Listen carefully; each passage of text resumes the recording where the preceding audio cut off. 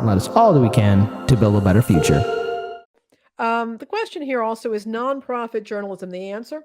Found this article actually from October, but members of a network of not Institute for Nonprofit News is reporting increases in benefits and salaries within these news organizations. And so while I tend, we talk about sometimes not for profits, they being their own kind of trap where people come in and work for poor wages or volunteer so that fat cats at the top can get rich, or that, the not for profit exists as a money laundering scheme for the rich. But there are places for not for profit organizations. And in journalism, we're seeing some decent signs.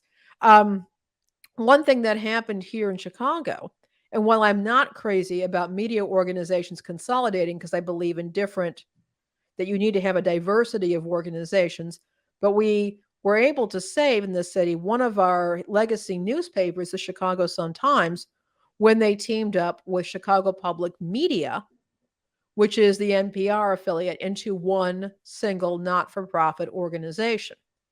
And several of the things they were able to do was they were able to maintain the print newspaper, but they were able to drop the paywall on the website. And that's huge. Mm-hmm. Because what this means is the people of Chicago can get news from the local radio stations, the WBEZ and the NPR affiliates. As long as you have access to a radio, you can get quality information from those outlets.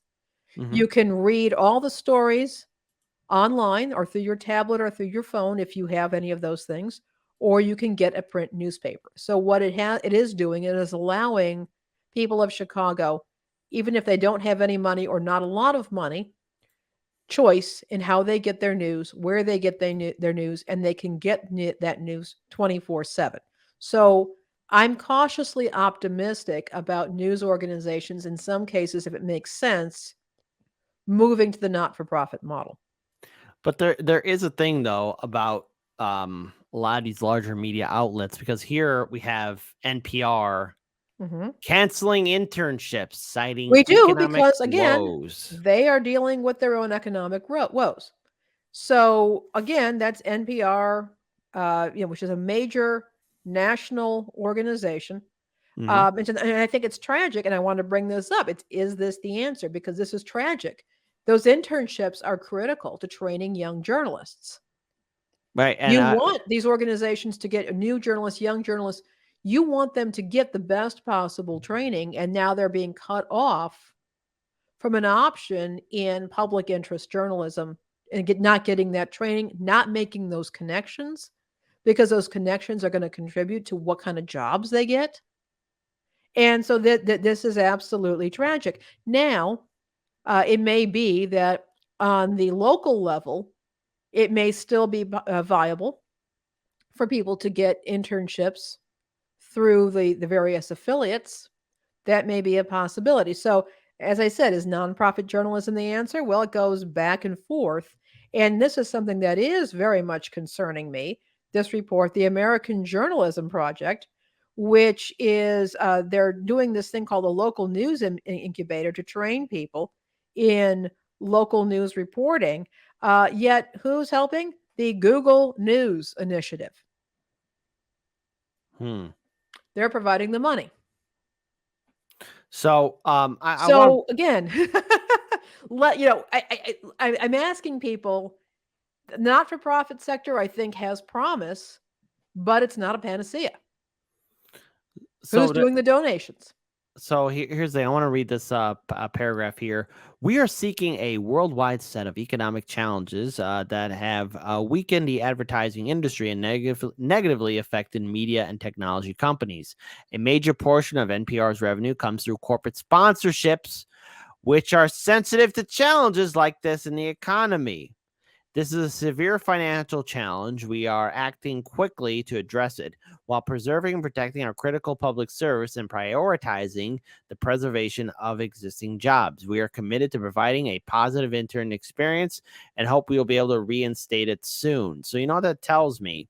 It tells me that the old ways of doing media and journalism is dying away. And that this is why, in my perspective, from my personal opinion, we need to have more independent media. We need to have more people speaking truth to power.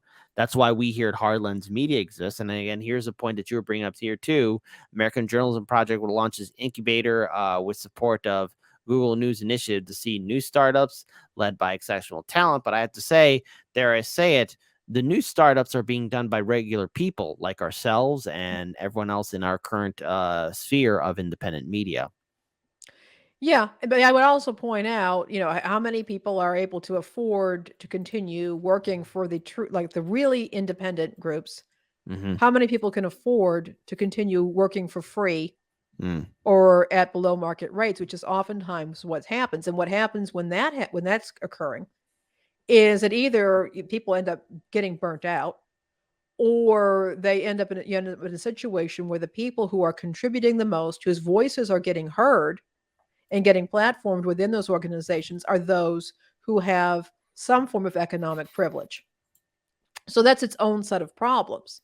So when you have an independent media organization that hasn't managed to learn how to do the business and bring money in, that creates its own set of problems. I wish I had straightforward answers for everybody today, and I don't. What I'm trying to do here today is to lay out the challenges, lay out the circumstances, lay out the various things that we have to keep in mind here, because a free press is a critical a critical American institution.